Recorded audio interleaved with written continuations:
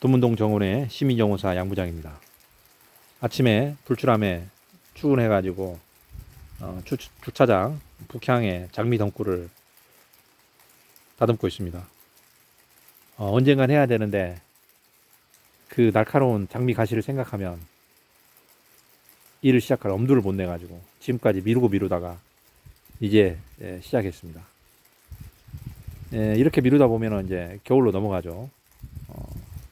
그러다 보면 내년 봄까지 가기 때문에 저 흉측한 장미 덩굴을 볼 수 없다. 그래서 요사체와 가까운 주차장 쪽에 있는 거라도 좀 다듬자. 저 안쪽에 있는 거는 뭐 사람들이 잘 안 보니까 뒤로 미루더라도 그런 생각을 해가지고 오늘 이제 장미 덩굴을 다듬기 시작했는데 역시 느낀 것이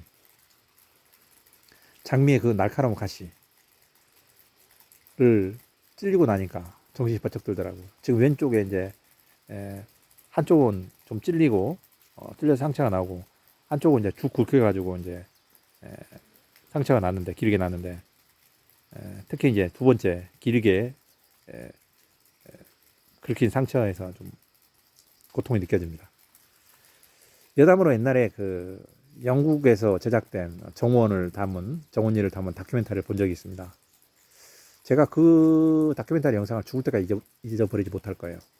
정원과 식물 경관 애호가로서 제가 볼 때 정말 놀라운 경험이었습니다.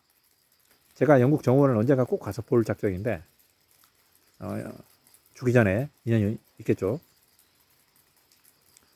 그 영국의 이제 장미 정원을 다루는 그 아주머니가 한번 등장했는데 놀랍게도 자기 정원의 장미 덩굴을 다듬으면서 맨손으로 일을 하는 거예요.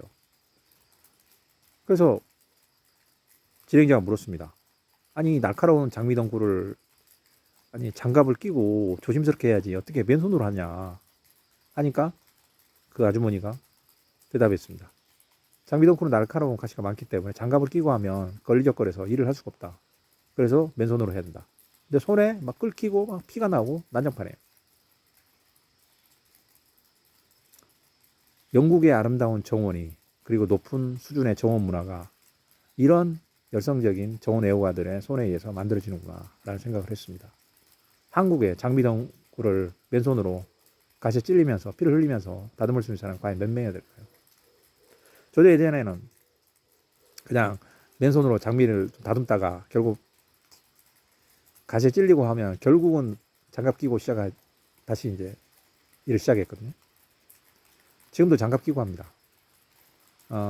근데 사실 장미 덩굴이 어느 정도 자리가 잡히면 그때부터는 장갑을 안 껴도 조심조심 하면은 크게 찔리지 않고 할 수 있거든요. 서두르지만 않으면. 근데 이제 불행히도 두문동 정원의 장미들이 대부분이 손을 안 대가지고 엉망진창입니다. 특히 이제 나무 장미들은 그나마 이제 어느 정도 이제 그 다듬으면 되거든요. 어렵지 않습니다. 근데 덩굴 장미들이 문제죠. 막 뒤엉켜가지고 난장판이죠. 그래서 이걸 다 바로 펴주고 이제 묶여줘야 되거든요. 그래야 이제 6월, 7월, 5월 하순부터 6월까지 예쁘게 꽃이 피니까요. 물론 사계 장미는 뭐 11월까지도 핍니다만은 그런 열정이 필요하거든요. 그래서 정원 일을 제대로 하려면 다치는 걸 피할 수 없습니다. 물론 최대한 안전 장비를 갖춰야 되지만 장미 덩굴 같은 녀석들을 다루려면 상처가 나고 고통을 겪는 걸 피할 수가 없죠.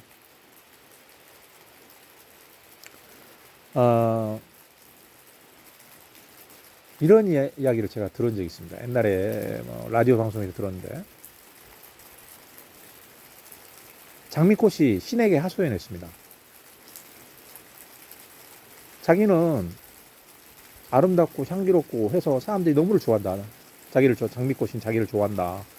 근데 왜 내게 이렇게 흉측한 가시들을 날카롭고 그 보기에 흉측한 그 가시들을 줘가지고 나를 이렇게 힘들게 하느냐 하고 신에게 하소연을 했습니다. 그 말을 듣고 신이 이렇게 답했습니다. 무슨 소리 하는 거야? 장미꽃 너한테 날카로운 가시를 선물로 준 게 아니야. 날카로운 가시한테 아름다운 장미꽃 너를 선물로 준 거야 라고요. 자, 잘 생각해 봅시다.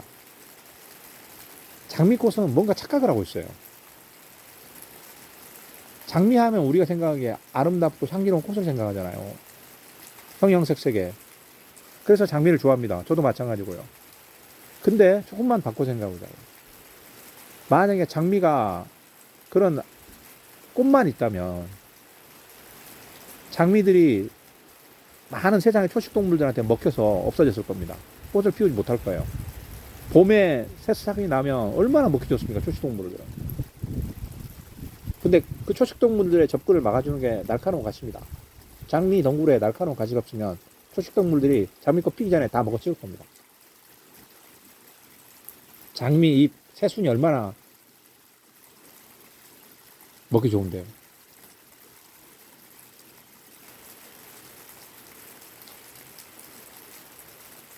야생에 찔레가 있잖아요. 동물들이 뜯어먹는데 찔레는 손도 못 댑니다. 왜? 찔레 가시가 막 덮여 있는데 어떻게 거기에 들이미겠습니까? 그래서 안 되는 거거든요. 그래서 장미가 언뜻 돌 때는 장미 꽃 때문에 사랑을 받고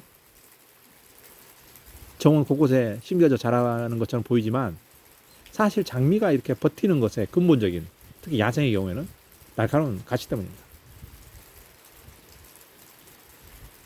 생각해 보십시오. 아름다운 장미에게 날카로운 가시를 선물로 주는 게 아니라 날카로운 가시한테 아름다운 장미를 선물로 준 거예요. 날카로운 장미 가시를 좋아하는 사람은 없습니다. 저 같은 정원 애호가도 식물에 처음부터 끝까지 다 좋다도 장미 가시만은 사랑할 수 없습니다.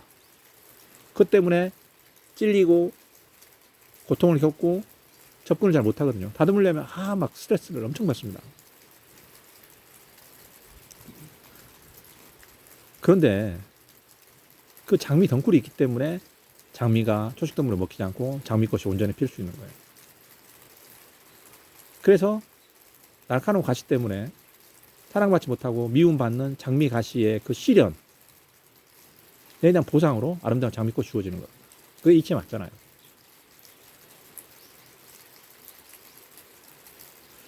우리가 깨달음에 접근하려면 자기중심적 사고를 버려야 되거든요.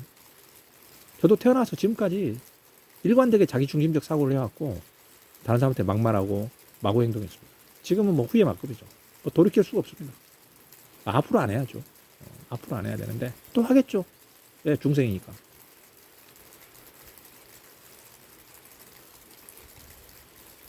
인간이를 포함한 모든 생명체들은 생존을 위해서 자기중심적 사고를 할 수밖에 없어요.